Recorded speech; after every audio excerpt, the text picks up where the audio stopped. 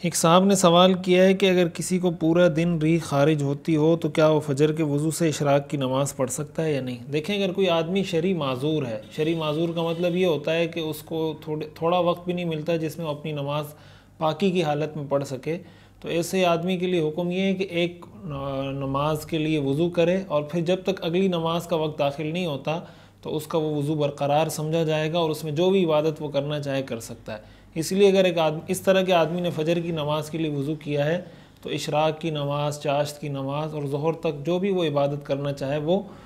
इस वज़ू से कर सकता है।